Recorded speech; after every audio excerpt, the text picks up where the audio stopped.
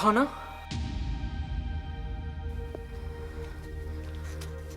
আজ দুজনেই গণনা করব। যদি দুজনের গণনা ফল এক হয় তবেই বোঝা যাবে যে তোমার অনুমান সত্য।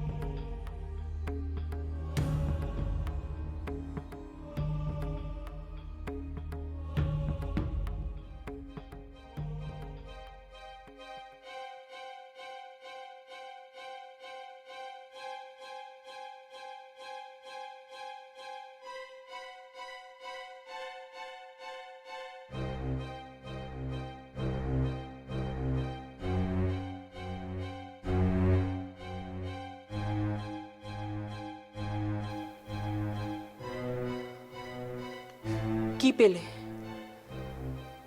আমি যা বলেছিলাম। তুমি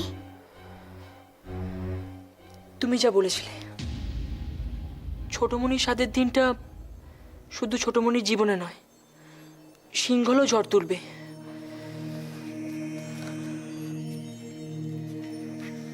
এখন আমরা কি করব মিহির? যা কপালে লেখা আছে তাই হবে খনা। আমরা কি কিছু করতে পারি না? এখন এই মুহূর্তে দেবী মার কাছে প্রার্থনা করা ছাড়া আর কোনো উপায় নেই।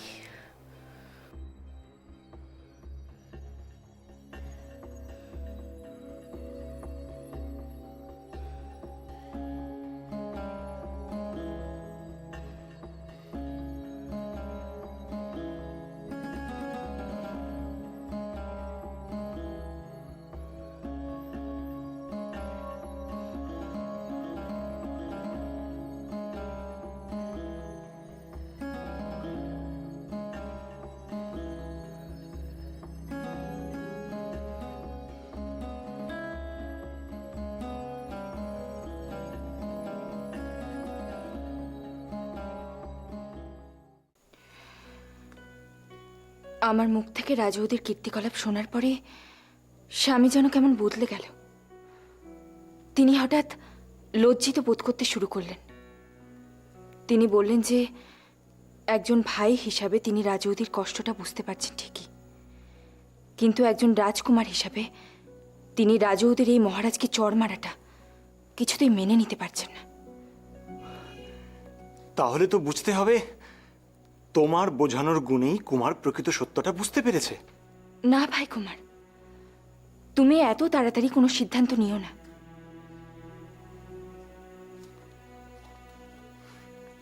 হঠাৎ তুমি এই কথা কেন বলছো? কারণ কারণ আমার মন বলছে কিছু একটা গোলমাল আছে। গোলমাল? হ্যাঁ ভাই কুমার, স্বামী যে কথাগুলো বলছেন সেগুলো কি তিনি আদৌ মন থেকে বলছেন, নাকি পুরোটাই লোক দেখানো?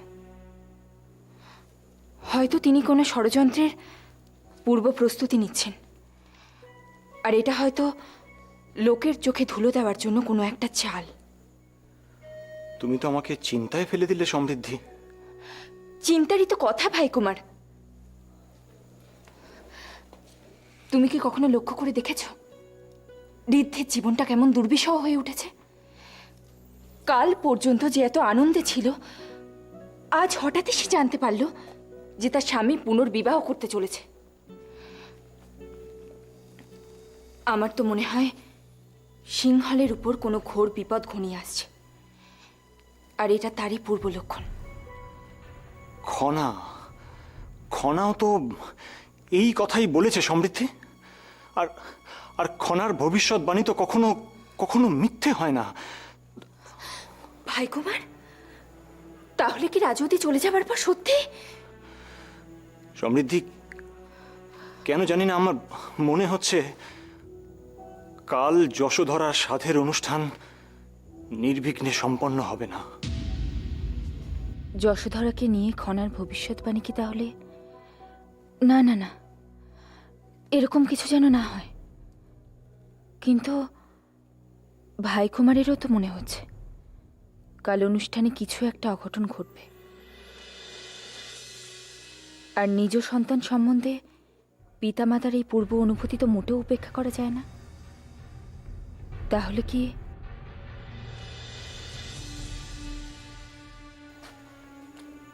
কি ভাবছো সমৃদ্ধি? না, মানে কি হয়েছে আমাকে বলো। মন বলছে এই মুহূর্তে খনার ভবিষ্যৎবাণীটা ভাইকুমারকে জানানো উচিত। কিন্তু কিন্তু জানিয়েই বা লাভ কি? অহেতুক ভাইকুমারের দুশ্চিন্তা বাড়বে। যা হওয়ার তা তো হবেই, আর কি হবে সেও তো আমরা কেউই জানি না। তাই আগে থেকে সাবধান থাকারও তো কোনো উপায় নেই। কিন্তু যে করেই হোক যশোধরার গর্ভস্থ শিশুটিকে রক্ষা করতেই হবে। আর তার জন্য যা যা করা দরকার আমায় করতেই হবে, করতেই হবে।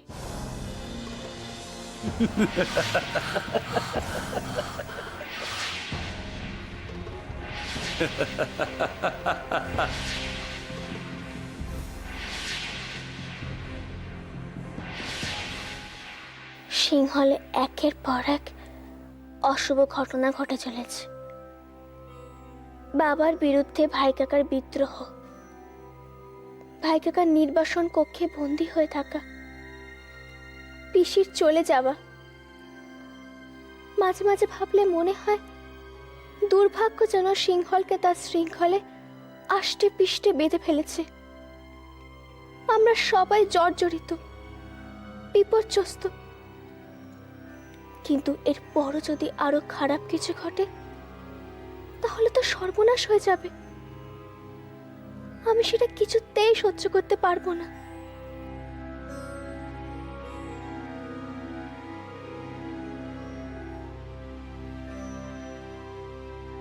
জয়ম, জয়ম, তুমি শুধু দেশের প্রধানমন্ত্রী নও, তুমি দেশের স্থিতিশীলতা, দেশের শান্তির মূল স্তম্ভ। তুমি আমাদের পরিবারের পরম বন্ধু, আমাদের রক্ষাকর্তা। কিন্তু কিন্তু কোনো কারণে যদি তুমি ভেঙে পড়ো তাহলে দেশের কি হবে? আমাদের রাজপরিবারে কি হবে?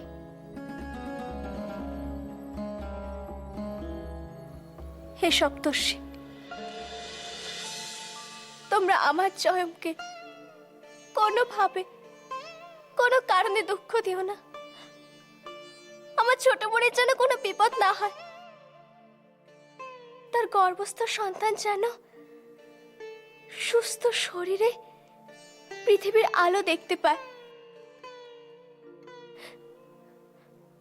আমার ছোট মনে এবং তার গর্ভস্থ সন্তানকে রক্ষা করো।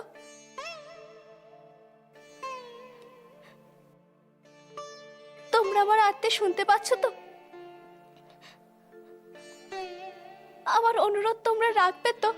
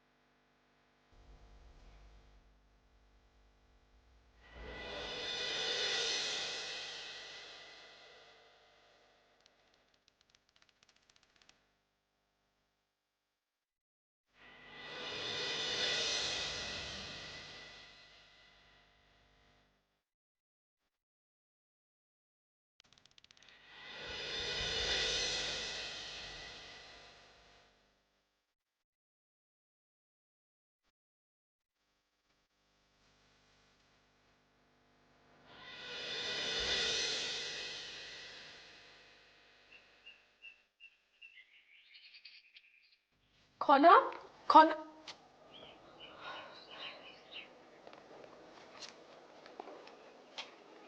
কনা, দেখো কাণ্ড মেয়ের। সারা রাত তুমি এখানে ঘুমোচ্ছিলে নাকি?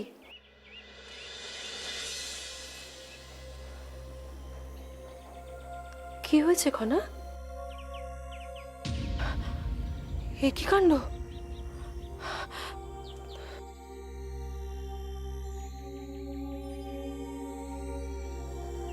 জোরে সে তোমার গা পুড়ে যাচ্ছে খনা। হে ঈশ্বর, আমি কি করি? খনা, এসো, ওঠো, আস্তে করে ওঠো, চলো আমার সঙ্গে। এসো, আস্তে আস্তে খনা, এসো, চলো। নিন দিদি।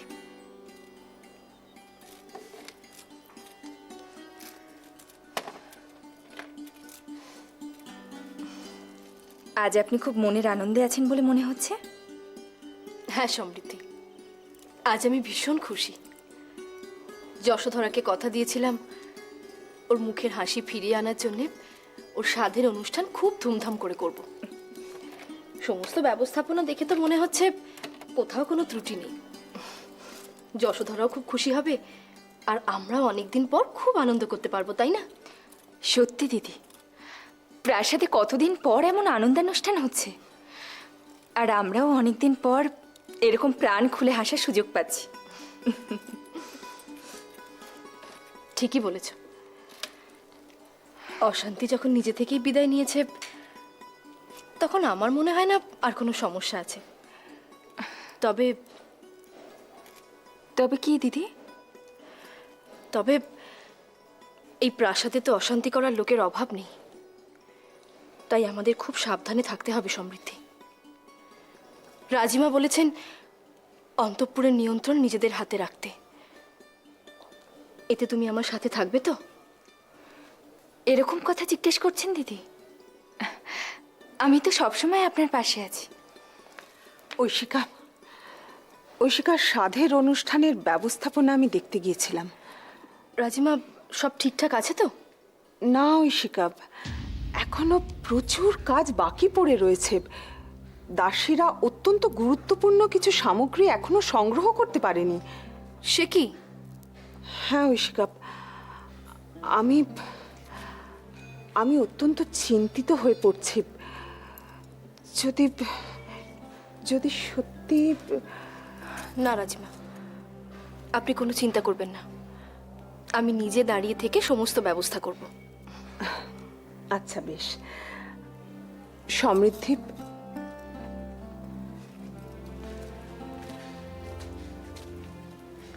সাধের অনুষ্ঠানে তুমি অংশগ্রহণ করবে তো? নিশ্চয়ই রাজিমা। যশোধরার স্বাদ আর আমি থাকবো না, তা কি করে হয়? না সমৃদ্ধি, আমি বলছিলাম ওখানে অনেকেই থাকবে। তোমাকে নিয়ে যদি কোনো কথা ওঠে, তুমি তুমি সহ্য করতে পারবে তো? আমায় নিয়ে কি কথা উঠবে রাজিমা?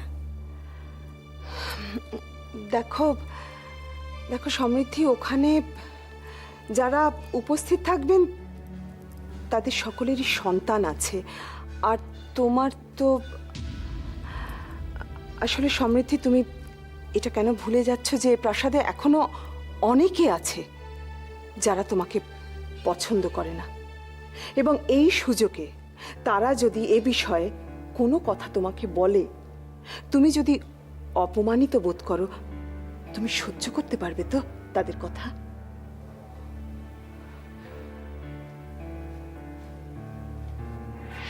আমি আর মিহির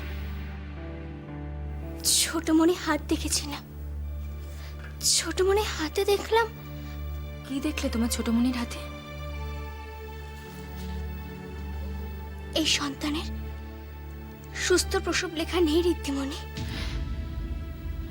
এই সন্তান হয়তো গর্ভেই মারা যাবে। কি বলছো তুমি? আমি ঠিকই বলছি ঋদ্ধিমণি। আমি আর মিহির নিশ্চিত। কথা উঠলে উঠবে রাজমা, কি করব বলুন? আমি তো আর তাদের মুখ বন্ধ রাখতে পারবো না, আর তাদের জন্য আমিও নিজেকে এরকম আনন্দের অনুষ্ঠান থেকে দূরে সরিয়ে রাখতে পারবো না। জানেন, আমি কোনোদিন এরকম অনুষ্ঠান দেখিনি, তাই আমি কোনো মতেই এরকম সুযোগ হারাতে পারবো না। কিন্তু সমৃদ্ধি, নিশ্চিন্ত থাকুন রাজিমা, যে যাই বলুক আমি নিজেকে ঠিক শান্ত রাখবো।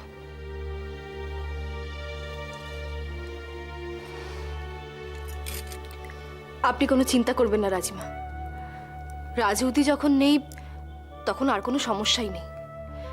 আর রাজউদির অবর্তমানে আমার মনে হয় না কেউ এত বড় সাহস করবে। ঐশিকা, কি হয়েছে কৌরুকি? খনার খুব জ্বর এসেছে। সে কোথায়? আমি এইমাত্র ওকে ওর কক্ষে শুইয়ে দিয়ে এসেছি রাজিমা। ঐশিকা, এক্ষুনি চলো, যাই গিয়ে দেখি মেয়েটার কি হলো। এসো। না রাজিমা, আপনারা দেখে আসুন। সে কি, তুমি যাবে না? না কৌরুকি, এখানে আমার অনেক কাজ পড়ে আছে। আমি চলে গেলে সমস্ত ব্যবস্থা কে করবে বল? এই তুমি কি বলছো ঐশিকা? মেয়ের অসুখে মা যাবে না সেটা কেমন করে হয়? তাহলে তাহলে খনার দেখাশোনা কে করবে ঐশিকা?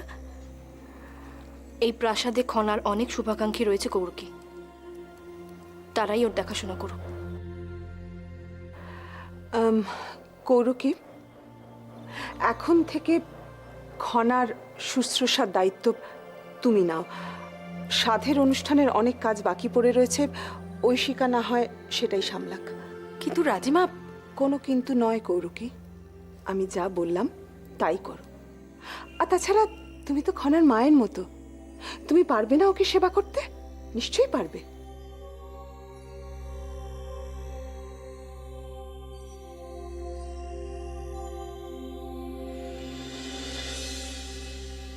সমৃদ্ধি, এসো, আমরা অন্তত খনার পাশে থাকি। এসো।